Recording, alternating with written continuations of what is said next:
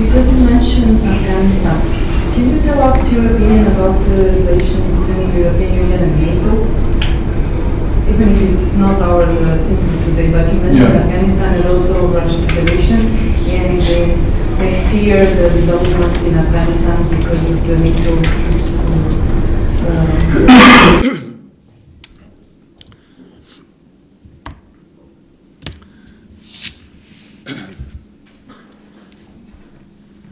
You know quite well the fact that in the UN Charter there are clear restrictions on the use of force. After 2001, the Bush doctrine generated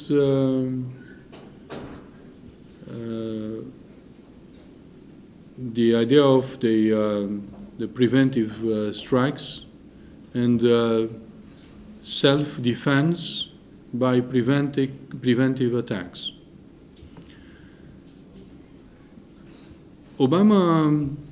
President Obama clearly mentioned that the United States is no longer going along this Republican doctrine, and the American government decided to go back from Iraq and from Afghanistan. Well, there will be some troops remaining there for training the local police and army, but it is clear that after the Soviet experience, the American experience didn't bring clear results.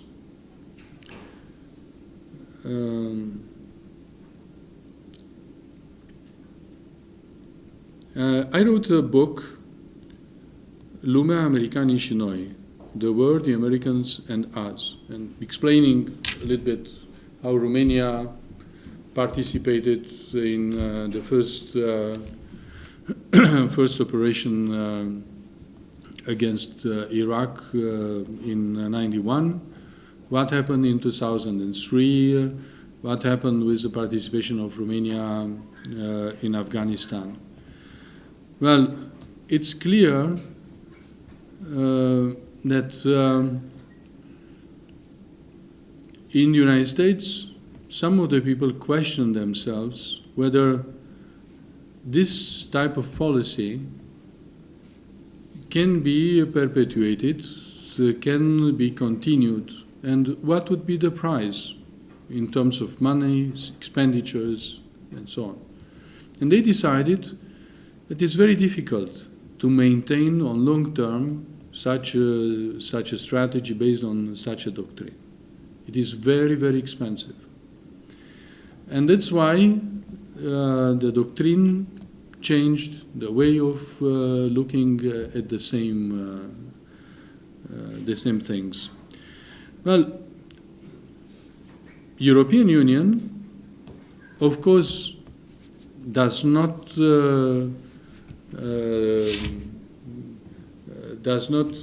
comprise also the United States. So NATO has a limited membership, somehow different from the European Union, and the problem was at a certain moment when France was very active in the European Union, but very reluctant against NATO. After some time, France went back to the NATO structures, and it was very interesting to see that the country which supported most the United States on eventually bombing Syria was France. So it's clear that the objectives of the two organizations are different.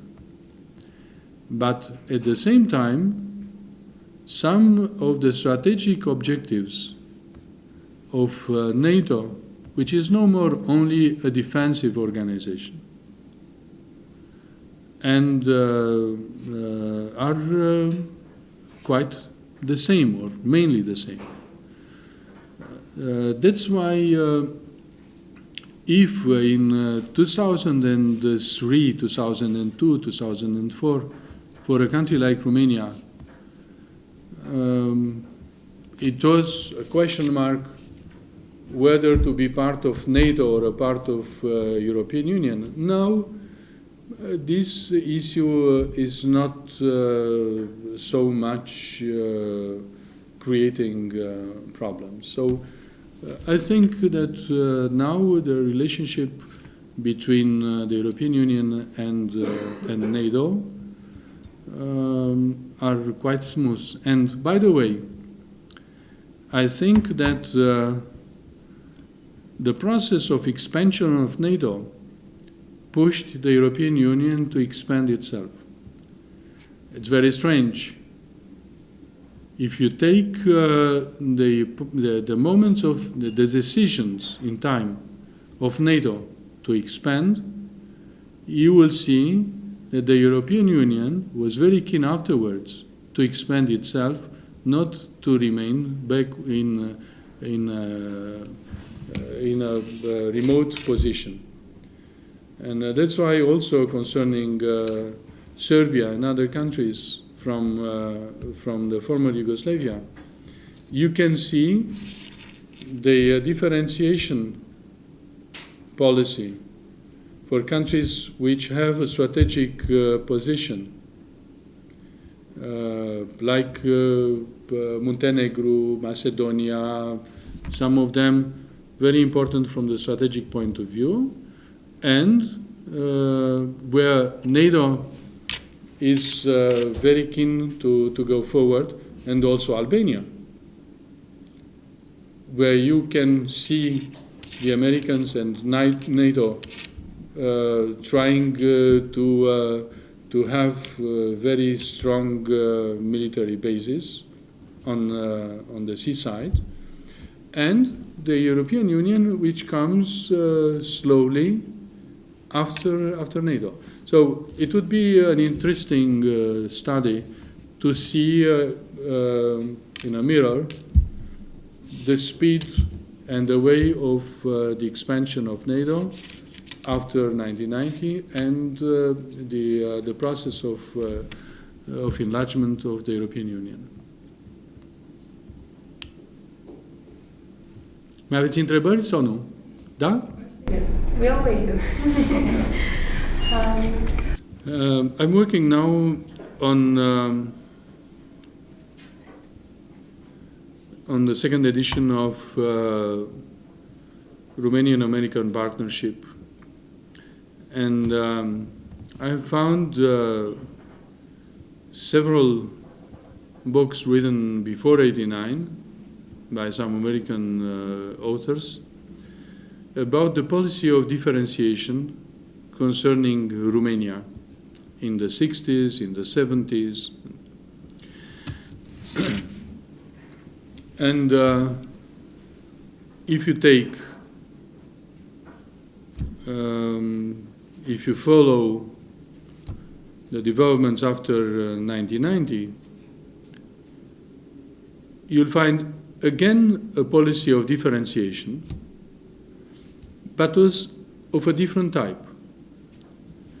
During the 60s and 70s, Romania was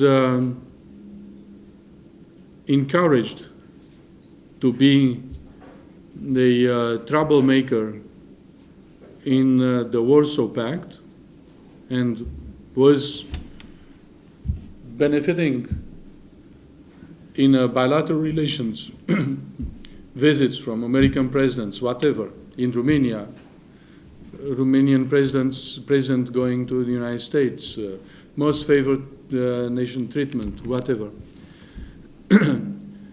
After 1990, the preference, well, again, a policy of differentiation was used, but this time against Romania. The countries preferred were the Visegrad group, from the countries from the Visegrad group. Perhaps they were closer to the heartland of Europe. They represented the core of the Central Europe as such. There might be explanations, but Romania and Bulgaria remained a kind of a buffer zone. And I am depicting in this book the way Romania tried to go out from this status as a buffer zone. And so I'm explaining now the way the stick and carrot policy is used against some countries when they are outside an organization. When they are in, you have another tool. This is the monitoring process, which is another type of, another way of putting pressure. I gave an example recently. Romania, everyone accepts that, technically has done everything was needed to become part of the Schengen area. But for political reasons, in some of the countries in Western Europe, the decision was postponed for various arguments. Local elections in Holland, elections in Germany, next elections in France, Roma people. The most extraordinary argument was given by the French Minister of European Affairs, who said a couple of weeks ago that the problem of Roma is not the argument for not accepting Romania in the Schengen space. The problem is that the monitoring process on the judiciary, the report of on control and verification of the judiciary, will be a negative one. So the minister, the French minister, knows already in October that the report, which will be published in January next year, will be a negative one. Anyway, the decision should be taken in December on Schengen. So you have, through a monitoring procedure, by changing criteria all the time, tools of pressure of various kinds, various types of interest. The European Union is a mechanism which at this time, in my opinion, lacks a powerful leadership and is embroiled, is affected by a very superficial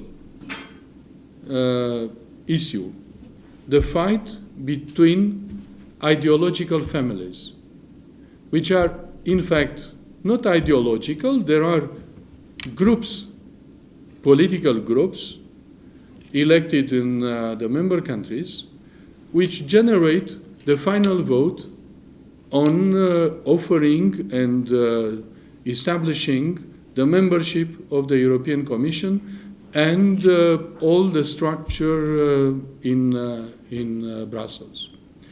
That's why the European Union tries, the political families in Brussels, try to encourage various outcomes, political outcomes, before elections in one country or another, in order to have a majority when the time for decisions will come. Well, that's why I think it is important to understand those mechanisms, stick and carrot, monitoring, and to be able to fight from the outside when you have a certain interest, or from the inside when you have certain rights as a member. But it depends on you to defend your own interests and to create majorities based on common interests when trying to oppose or to impose some strategies or some policies inside the European Union.